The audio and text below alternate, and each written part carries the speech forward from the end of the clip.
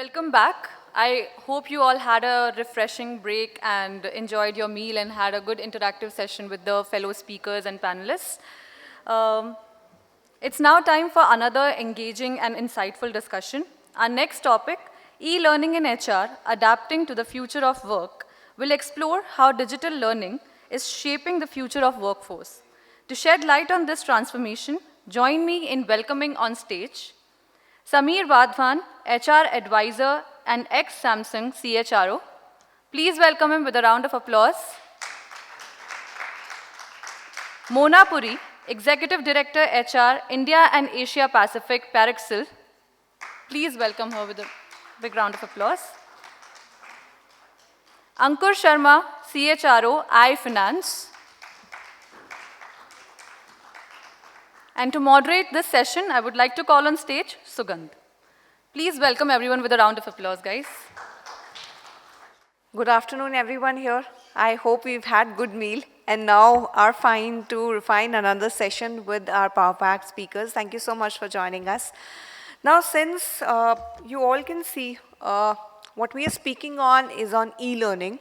Now, it's not a vague phenomena, but it is something new into the HR fraternity and across verticals, basically.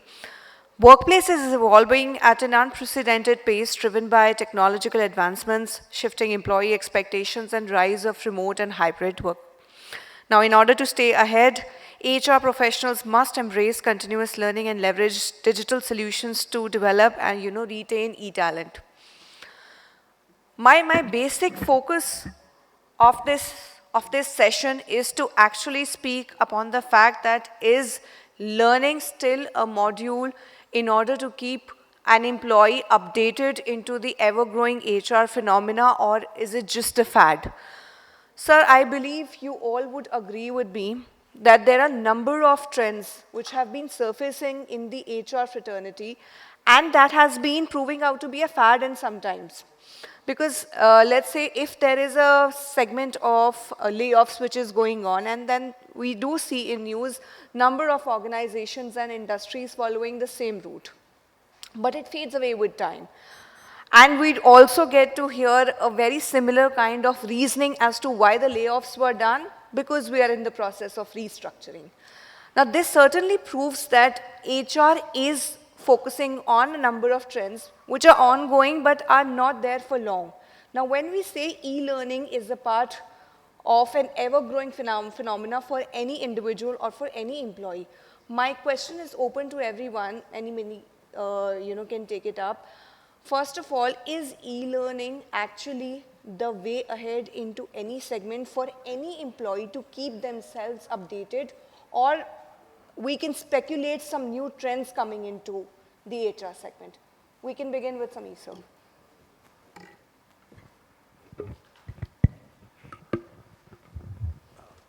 I think e-learning is here to stay, and I think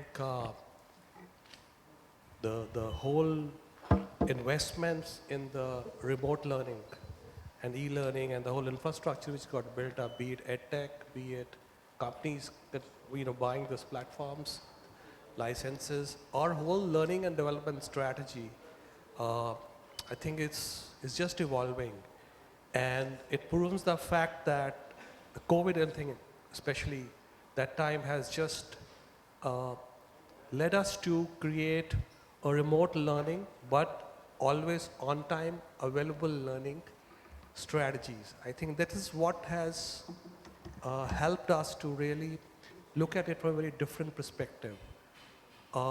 It has helped us to, especially in the geographically dispersed businesses, scalability of training has always been a challenge. E-learning has helped us to address that.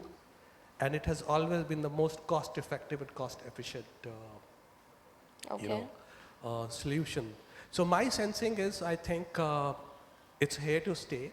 And some of the trends which I see is AI-driven and immersive technology-driven learning leading to highly personalized learning for employees, that, keeping in mind their career aspirations, their competency levels, at what they want to do, I think is going to be very, very major impact it will create on the organization investments, and it will also help to align individual learning with organization learning, apart from keeping employee happy, engaged, and motivated.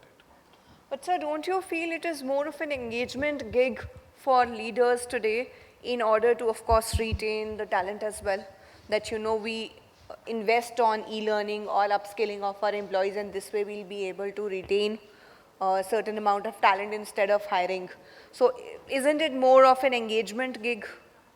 I think engagement is one of the outcomes. I'll put it this way. I think there are a lot many more factors which will go into keeping your employees productive and engaged. But I think e-learning and technology behind using learning technologies are helping you to somewhere make them more engaged, more productive. Say things like, let's take an environment which is low digital literacy environment. Similarly, you come with a gamification strategy. And it is not only helping the employees to pick up the skill, but is also engaging them, okay?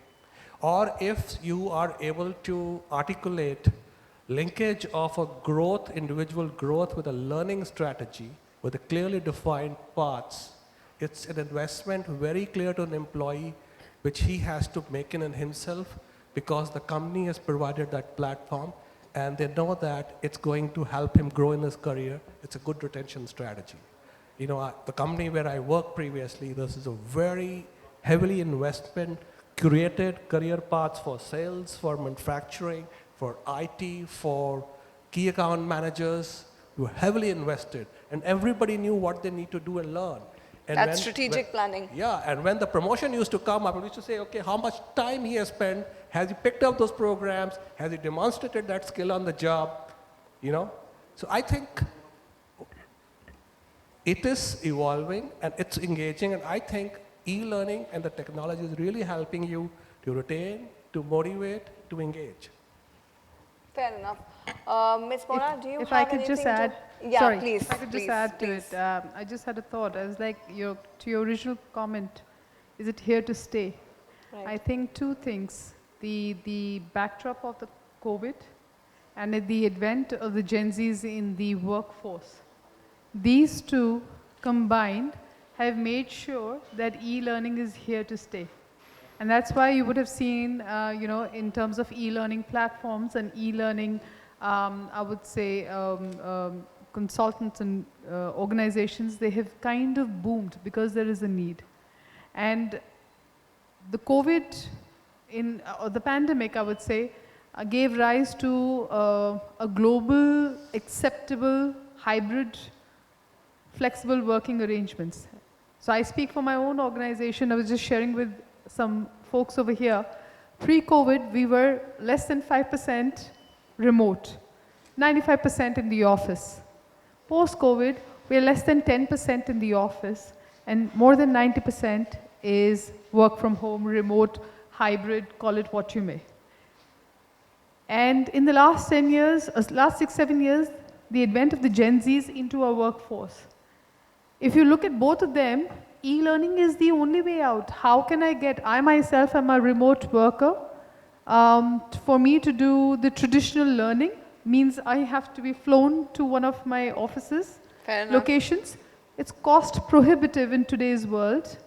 When you have such a huge workforce which is working in a remote environment.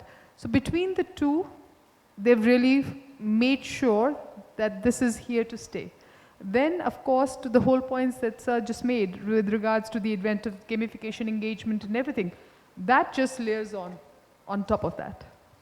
Samir sir, while you were speaking, you had laid emphasis on now that the kind of organization that you're working with had certain metrics to every segment. When it comes to the outcomes, as a leader, what kind of metrics would you be using for your own employees in order to see where you have invested into the e-learning segment for your employees, what has been the performance outcome? How would you judge that, or how would you evaluate that? Yeah, I think uh, like any other organization, you have the usual data in terms of learning hours and everything, and But I think with the e-learning and technology and the availability of data analytics, these two combined has given and thrown up a whole lot of array of, I will use the word matrix, which you should look at. First one is more in terms of your, I think, adoption and and the participation rates. This is more in terms of course enrollment and completion rates, which all of us do. Fair enough. And another one I found was very interesting and which we experiment with was engagement metrics. It's like how much time an employee is spending in completing the course, how much they are engaging in the virtual interactions and interactions. You come to know, and that helps you to really look at the content and making it more and more interesting. And then you have is, through technology, a real-time feedback, which you can leverage in terms of ensuring that how you curate and change the content. Another one is post-training skills, how they have been deployed, the application of skills you have picked up. I remember Infosys used to have, after 60 to 90 days of training, Infosys asked the manager, do you see the impact? Samsung, we have a similar thing, but not for all the roles, but for very demonstrable roles. For example, we have a key account manager, sales. You work with them on certain sales strategy, and then you see, has this guy demonstrated this sales strategy in dealing with his key accounts after some time? So we look at that very, very, very seriously. And finally, and the most important thing, I think, is that your ability to use this data to present it to the top management, the impact this has created, be it cost savings, be it enhancement of productivity, be it any other impact or performance improvement, if you are able to do that and data is available, and it's just that our ability to look beyond the participation and adoption rates, I think we have to get deeper into all these data points and look at that. Beautifully responded in a very crisp manner and with number of points.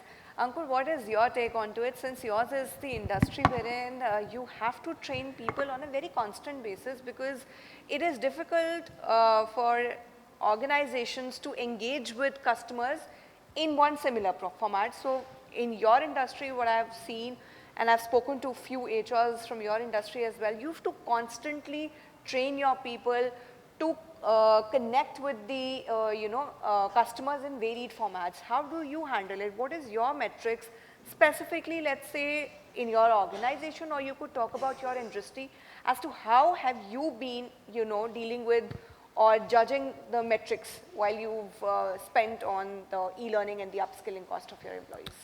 So, as Samir pointed out, we have the same problem.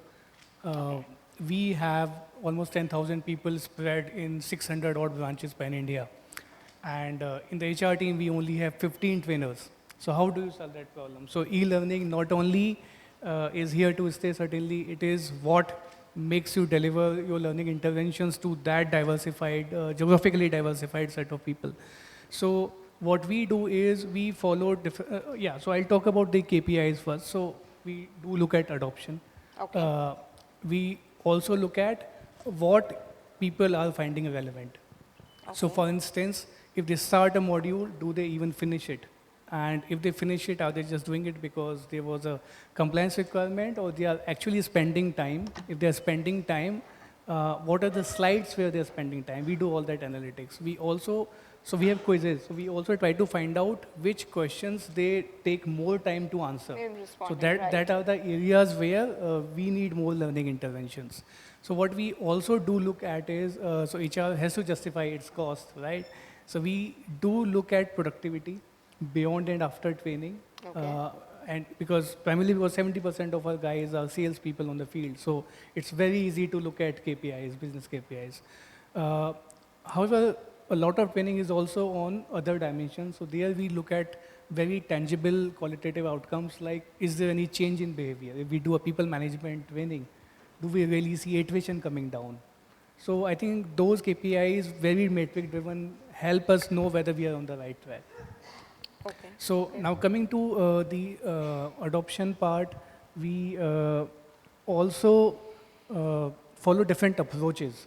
So one part is we follow blended approach. So what I am trying to say here is we'll not just do learning through e-learning. We would also do classroom trainings. We would also do a TTT, etc. So it's a mix of traditional as well as new age of learning. Correct. So this is the 70-20-10, the good old principle that 70% of the learning happens on the job, only 10% is classroom. So e-learning helps you reach out to the people you can't easily reach out. It helps you cover the masses. It helps you. So earlier we spoke about developmental part. So I think I would categorize my organization's e-learning into 3 buckets: developmental agenda, retention agenda, and then the engagement agenda. So IT firms or the tech organizations, for example, they say that we will need XYZ number of people trained in these skills. So we need for them to invest in certifications, etc. And it's all, as Samir pointed out, linked to their promotions and their increments. Then there's a retention angle. So let's give them IM programs or e-learning modules which they find attractive. They will get certified. Because if you don't, somebody else will and they will leave. You can even put a clawback, say that if you leave within 2 years, I'm going to recover. So that helps the organization retain. And there's a third bucket, which is just engagement agenda. So for example, if I'm a BFSI guy, for me, prompt engineering makes no sense, but it might be interesting for me. So let's do an Udemy or an Academy and just put it there. So people might find it interesting. Exactly. This is my next question. Now, there are a number of e-learning platforms which are available all across from Udemy's and, Unacademies of the world. But not every platform is giving or imparting that skill which certain organizations would want to invest into. What is the metrics, or how do you actually choose the platforms for your employees, and how do you suggest them, on what basis? Is it that you have some future goals for them and that an X person should be upskilled in this segment, so let's suggest this course for them, or do you leave it to them only? Okay, I'll give you an example from my recent employment. We have a sort of a virtual university called Samsung University, or Samsung U, we call it. It hosts about 30,000 courses.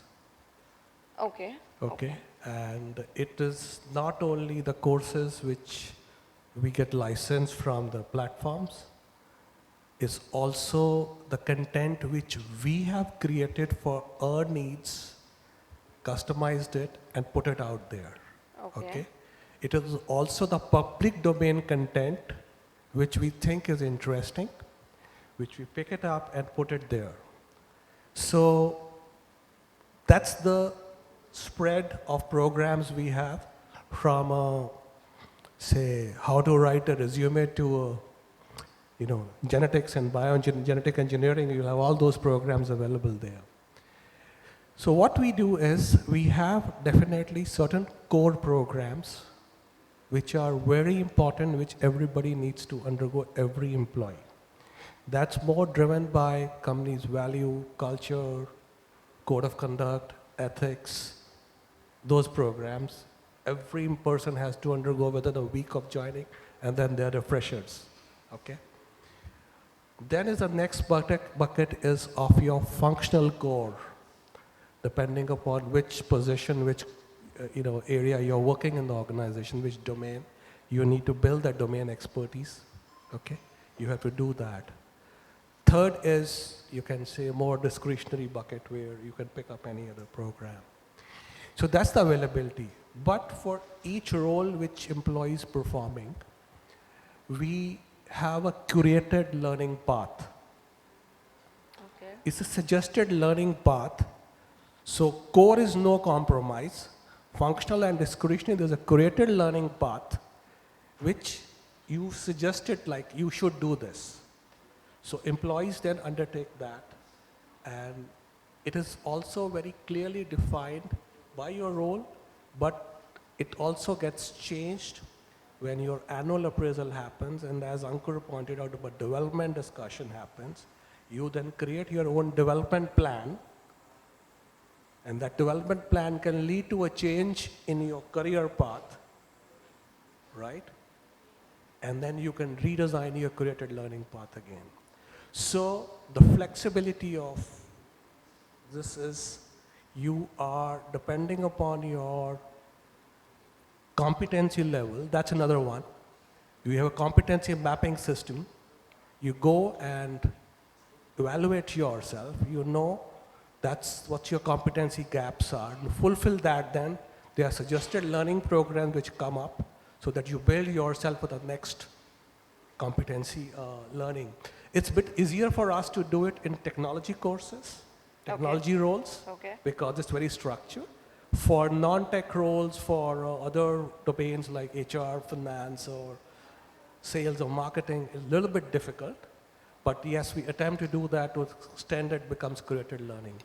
So it's important that, I just giving you an example, giving the whole ecosystem I try to lay it out is just that you realize amount of potential it can lead to, and you don't have to necessarily buy everything from the tech platforms. So our Samsung University is more like an integrator, where we buy the courses and integrate them. And I think today there are a lot of such tools available for the organizations to invest in and create that learning. Thank you so much, sir. One of my questions to you, now since sir has listed down that there are certain courses which of course are taken out from platforms, but then most of the courses are built within the organization to suit their specific needs. Now, in order to ease in the process more for the HRs during hiring into certain organizations, because they hire in huge numbers, do you think if we impart some amount of knowledge or wisdom which you're creating in form of courses within the university setup, it will be easier for hiring managers and talent acquisitionists to actually onboard them, knowing that they are already trained according to their needs? So the reason I'm smiling, and the reason I think this is not working, I don't know, but I think I'm pretty audible. Thank you.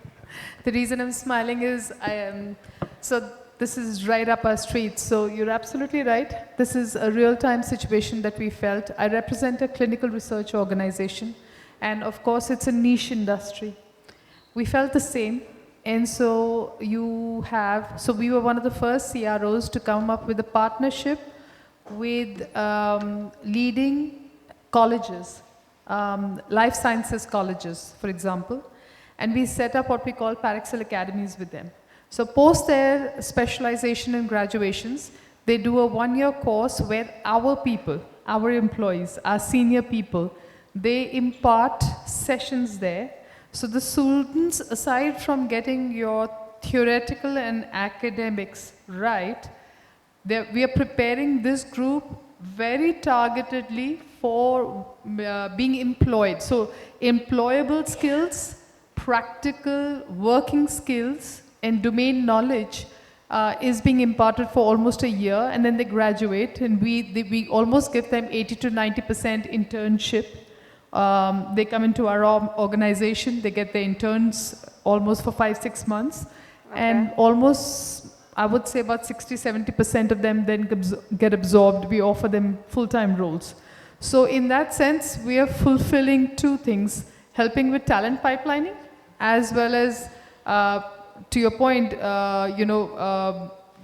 ensuring there's a collaboration between the institutions, the academic institutions, and the industry. Yeah, it's a win-win for both. And e-learning plays a very important element over there, because, for example, the two universities that we're working with, they're up north, and a lot of our, you could call it visiting faculty, which is senior members from our organization or domain experts, they're in Bangalore and Hyderabad. And so we are leveraging tech, not e-learning, but tech, to make sure that this works. And a lot of the, you would say, content has been created and curated using e-learning modules. So there is Connect, and then there is self-paced also. So it helps in both. Yeah, as I said, it's a win-win situation in this Yeah. phenomena. Ankur, would you mind, sharing some, while we do know that, there are advantages of e-learning, but then there are certain barriers as well, which is why not all organizations are able to adapt this phenomena of embedding e-learning, because previously in some panel somebody said learning and e-learning and upskilling should be a company's motto. It is not according to the trends that you follow that suddenly e-learning is on the go, we should also adopt it. It should be embedded within an organization, and if it is not embedded in the DNA of an organization, which means there are certain barriers as well. So would you like to speak of what could be or what are the certain barriers, while the organizations are not able to adapt to e-learning in a holistic manner? So, Sugandh, if you look at most of the organizations, learning or excellence would be their motto. But we are living in the times of Gen Z, as Mona pointed out earlier. So, I think if we look at today's employee segment, and I'm talking about the people, organizations where the average or median age would be, let's say, 30 to 35, you will see that lack of motivation, even towards self-development, is an issue. Okay. So either you believe that people will take care of their learning on their own, which I think is not the case in today's organizations. So there has to be some motivation. Second problem, I think, and I'm talking from the employee's perspective right now. Second problem is distractions. The attention span today has come down to seconds. People are get used to flipping reels through Right. thumbs, right? They don't even complete those 20-second reels. So that's how bad the attention span is today. And so if you solve these two problems, you make people self-invest in them, you provide them the resources, but you incentivize them to learn. We spoke about promotions, or maybe you come up with some jazzy ideas like top 10 learners of the week. You give them There should spot be some awards. motivation to actually instill yourself in learning, because this is something that would require your extra time apart from work. It is not going to be counted in 9-10 hours of work which you output that you give to a company every day. Correct. So I think if organizations can solve these problems, and so the problem with this attention span is that if you overwhelm them, if you bombard them with With content, right. too much content, and that's a problem we have faced. So we have two sets of people, specialists and the people in the branches. So we know people in the branches will not absorb all of it like others can. So while learning avenues are open for the specialists or people in the back office, for people in the branches, it's very selective set of learning modules that go. So for example, we'll say, okay, for a loan advisor or maybe a credit officer, this is the universal set, which is very restricted anyways. But within that also we'll tweak and customize, and the HR business partner or the learning partner would say, oh, this is all you have to go through. And we'll make them go through over it again and again so that they at least absorb some of it and retain at least after 3 months. Fair enough. Sir, you have something to Yeah, add? I just want to, I think Ankur has brought out very good points in terms of lack of engagement. And I think one of my experience has been is especially, we had factories and we had frontline sales staff. And a lot of organizations, big organizations have that. Is when you have a low digital literacy in the organization, you definitely have this as an issue. So it's very important that what platform or what tools you use for e-learning, that they are simple, they're easy to use, and they're very user-friendly. Okay. And they're not content heavy as well. I'll come to that. Okay. So I think that's a very important aspect. Second is the point, overwhelming content. That itself is a very, very this thing. And I'll give you an example. We had 30,000 frontline sales force, 30,000 sales rep in stores out in the country. And we launch phone every alternate month, mobile phone. To teach them the specs, the product specs, we got into micro-learning strategy. What you do is a bite-sized learning of just a couple of minutes every morning. It's put onto their mobile phone. Moment they switch on the phone, they have a bite-sized learning. They quickly read it, answer 2 questions at the end. We know the guys have read it. So we are upgrading their product knowledge.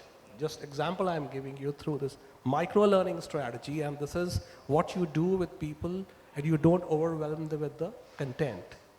So you go very strategic, what you want them to learn, how you want to leverage it, and use this bite-sized learning strategies to ensure you do a mass coverage. Say I'm talking about 30,000 people every morning learning a new spec, a new feature of a phone, and then they are going to use that in their sales talk with the customers that day, right? So that's another one. Third itself is the resistance to change, I think, which is the biggest one. And that's where I think leadership has to play a very, very big role. They have to demonstrate themselves, their participation. They have to lead by example.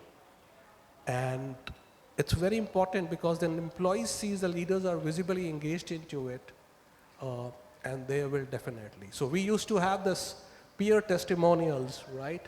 You put it and let the leaders do the first. I finished this program. It's interesting. Suddenly the guy says, okay, boss has finished it, let me also do it, right? So you build that culture and you bring in the resistance. I think these are very, very cultural barriers which come sometimes in place. You know, in times of AI upskilling and that, AI taking away jobs is what is specifically in employees' minds these days. Do you feel, or what in your view is the situation wherein for employees it is today not just a matter of personal development or personal upskilling? They feel it pressurized in order to sustain themselves into the corporate realm. Now they have to upgrade themselves. Upgradation also needs to happen timely because that is one of the metrics, that you mentioned, that we see how fast or how easily are you able to grasp the knowledge that we are giving. So in this race, how do you feel, or what in your view is the percentage of learning which is going inside an employee's mind, because at the back of the head he's under pressure that I have to sustain. If I don't complete this course or maybe certain other course that are of my use or of my fraternity, my skills might fade out. And so in this fear, did you feel, the AI apprehension in an employee's mind is right to an extent? The fear? It's absolutely palpable, and thanks. It is absolutely right, and I think it should be also. It is a competitive world. I'm not saying it's dog eat dog, but it's a competitive world. You have to constantly upgrade your skills. Whichever industry you are, whether you're in a traditional industry or an IT, high tech, whatever industry, fin, schools, anything, teachers 20 years back and teachers today. Right. There's a world of difference. And when I say world of difference, it's not that they were good or bad. No, they have taken on technology into the classroom. So you have to do it, of course, to sustain it, but I would like to not think as sustain. I feel it should be to thrive. If you are in it just to sustain, then you're a has-been already. So a little bit of positive pressure, on all employees, us included, and some of us, are finding some of these skills. My personal experience, the first time I had to do a couple courses on AI, it just blew me absolutely. And I felt like a novice, absolutely. But then you have to think, if I expect my team to be completely on top of their game, I need to be, if not on top of the game, at least on the game. And so, क्या ना करता क्या मरता, तो आपको करना पड़ेगा, ये सबकी बात है. So, you have to, this is the way the world is moving, and if you don't want to be a part of it, then you need to carve out a different path for yourself. But I'm not a strong advocate of being forced to do it. You should want to do it, because if you want to thrive in whatever line you're doing, HR, finance, tech, biotech, manufacturing, wherever you are, it's no escaping. This has pervaded all aspects of our life. So you should want to do it if you want to thrive in whichever sector that you're working. And what about if the employees are resisting, because the content out there is not a very restrictive one. It's vast. And the need to upgrade themselves is also time ticking. It is. So then it is important to be able to prioritize, to come back to and bring in some elements of, I would say, traditionalism, where you had career paths, where you had traditional, you know, every job has a learning path, a learning program, learning modules, a set of programs that will come here also. So do you suggest that they should be actually opting for sabbaticals too, just in order to upskill themselves and take time off? Because sometimes it does become problematic dealing families, work, and then upgrading themselves too. I wouldn't want to be speaking on behalf of a larger or, you know, No, I'm not employee asking you- population, but yeah. I'm saying I will find it very limited areas where employees have to take a sabbatical to go upskill themselves. It has been slowly creeping into our lives over a period of time, and so it should now be, from my perspective, a normal upgradation of day-to-day life and day-to-day working, and it's a part of our work life. It's not the be-all and end-all. It's an important part, but it's not the be-all and end-all. That's the way I look at it. I have yet to come across somebody who has ever come up to me and said, okay, I need to take a break because I need to go and get this done. Nah. Okay. That's been my experience. My sense is, I think sabbaticals probably is one option, but it will have a very few small population in the working population will go. Right. There's They a huge cannot restrain population themselves which from needs not to having ensure salaries too. that, you know, their families are supported, right? And so at the same time, they need to upgrade themselves. I think that's the space where the organization's going to invest, you know, a lot. I think the tech industry and the services industry will definitely be large users of sabbatical. Right. But I think overall, in general, the industry, manufacturing, sales, and the rest of the industries will largely have to do like, you know, fix the plane while flying, you know.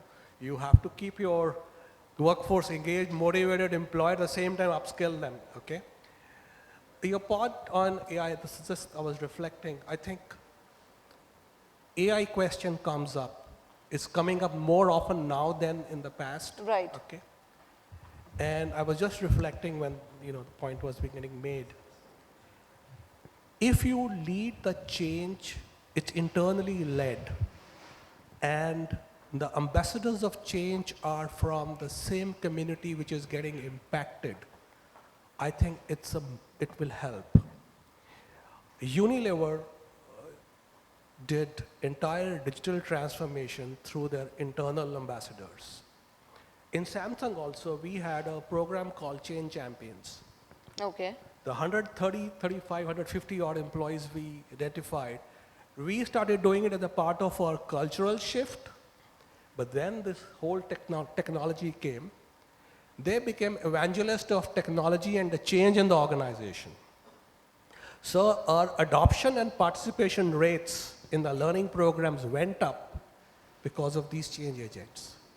So suddenly when you have a colleague of yours evangelizing something which you are not very comfortable about, you tend to listen to him more. So the peer thing happens, and then we had the huge participation going up. I think that's a very interesting one I found when we started talking about it, just reflected, you know, how when we started our e-commerce business, we realized that very soon, whether you buy it from shop, you buy it from online, consumer wants that flexibility, right? So even a guy who's selling in the field needs to understand how e-commerce works, right? Right. We were moving to what we call is O2O model. We have moved online to offline or offline to online. You view the product online and you go and buy offline, right? You like mobile phones. Right. You view it and Right. then you go Very and true. right? Yep. Or you do offline, you go and see the refrigerator in the shop, you like the specs, then you come home and order online, right? So it means a sales manager in the field needs to understand all the channels. And we realized that e-commerce hardly a very minuscule population understood in the organization. To build that momentum, I'm not saying everybody was expert, but they understand that it is another sales channel available. We had to deploy the whole digital literacy program, okay? And that's where these change champions came handy. So I think what as HR we need to do is we have to demystify technology. Fair enough. That's Okay. a statement. And we need to help employees look at technology as, but come on, each one of us are doing net banking from home, right? We are using the UPI and everything for our payments, right? So why can't we use it learning, The mobile first micro learnings, I think a lot of this is happening. Why can't we use that? And just try to help employees demystify this. Ankur, what's your view on to this? Anything extra that you would like to add, or any analysis, anecdote that you have, you can share? Yeah, so, okay, speaking about anecdote, so last month I was speaking to somebody, and this gentleman is the CEO of India's leading OTT player. Okay. And he said, when I started, I didn't even know how to operate a computer. And today I lead an organization which is actually the leading digital communication organization in the country. So I think people have to change with the times. And if you look at the last 2 decades, the only transformation, that has been sudden is COVID. So technology transformation has always given people sufficient time to adapt. So I think COVID did not. COVID did not. It happened overnight. Yeah. So tech transformation has been pretty abrupt, but people got sufficient time to adapt, So I think people should invest first in what's bare minimum, what helps keep the job so that they don't get fired. And eventually, see, consumer behavior is changing 360 degree. Fair enough, So you can't just say that, I'll learn skills which help me survive in office, but, I'll close my eyes when I get home. So these are the times when not just organizations, the world is evolving. Children today are smarter than their parents. So I think people have to stay updated on what's happening around, keep their eyes open, otherwise they will be left behind. And as I said, it's a race, and Mona clearly said, yes, it's a race, but you got to be strategically imparted into it, that you are able to live up to the expectations and upgrade yourself as well. So towards the end, I would like each one of you to kindly drive us through, 3 key takeaways from the session, something that you would like to emphasize on and would want your audience to always keep in mind. We can begin with you, Ankur. So I think one have always look out for learning, because learning never stops. And the moment you start thinking that I know everything, then the downfall starts. No, it does. So I think always keep the eyes open, continue to learn. Secondly, also when you pick up something, have the courage to take it to closure. So don't just, you can't become a guru by reading a book, right? Right. You can't learn how to play cricket by reading. Just watching it, right? Just watching. So then you also have to implement it. And I think the third thing is, mostly you will fail and not succeed. So don't give up. E-learning, in the context of e-learning, I think if you implement these 3 things and fit in, there is limited retention. You may forget after 3 months, what did I actually go through? You will have to go Until back. and unless you put it into practice. Yeah, so you have to put your heart and soul into it. Fair enough. Mona, what is your key takeaway?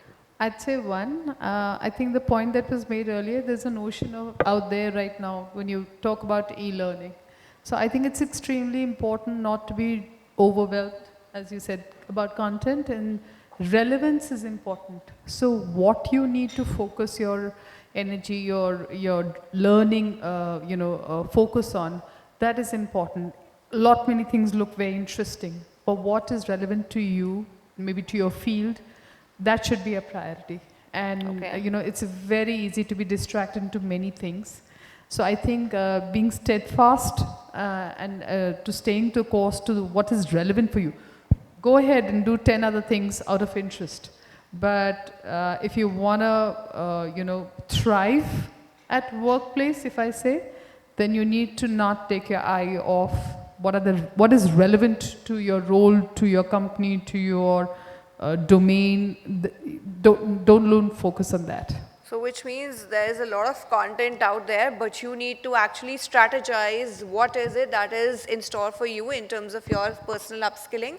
And you got to be very Rita also in one of the previous sessions, she did mention you got to be very thoughtful in what to pick for your mind, because not everything which is available, your brain can store. So yes, strategically, the way, you're supposed to pick up content is also very important. Sameer sir, your key takeaway.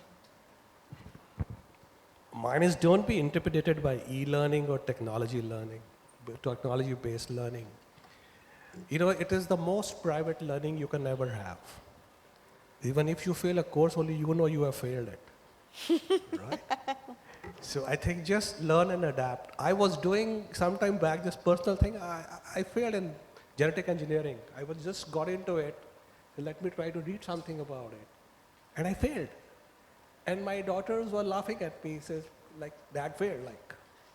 But the point I'm trying to make is your curiosity, just make sure you are able to leverage that curiosity, and this is the most beautiful platform you can ever have, because it's personal, it's your space, and you can repeat it many times, right?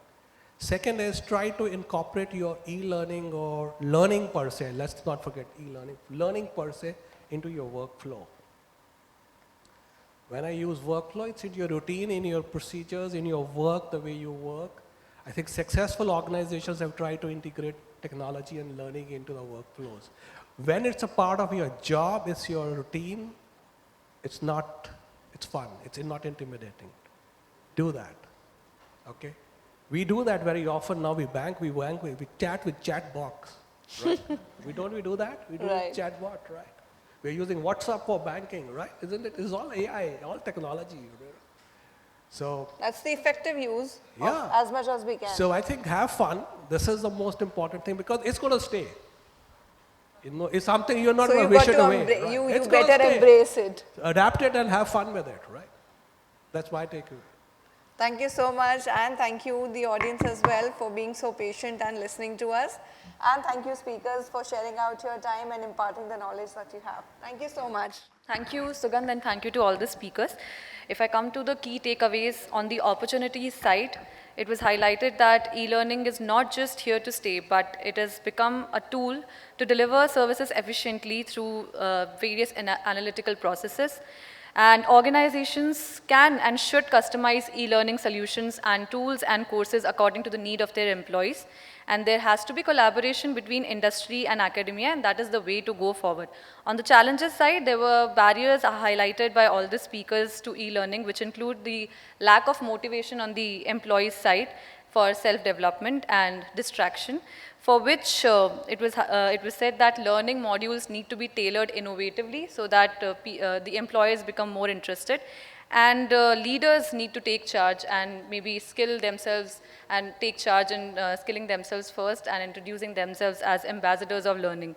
And going forward, we need to, as highlighted by ma'am very nicely, that we need to get upskilled, we need to keep ourselves upskilled, not just to sustain, but to thrive professionally. Very important point, ma'am. And yeah, thank you, thanks a lot for these important points. I would like to invite on stage Rajneesh sir to felicitate our speakers with a token of gratitude.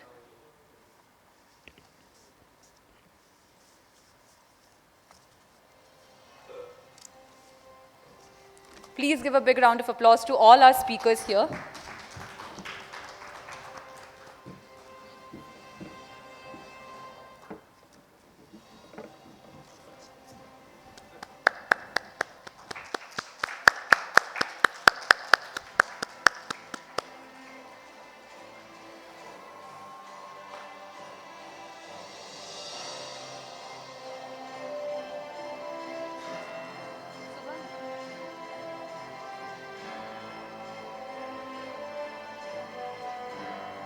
Do we have everyone from panel 6? Panel 6? Do we have everyone from panel 6? Otherwise, ma'am is saying emerge कर देते हैं. कोई भी नहीं है panel 6? फिर क्या करेंगे? Panel 5 में बुला देंगे. मैम से बात करो एक बार. मैम से बात करो.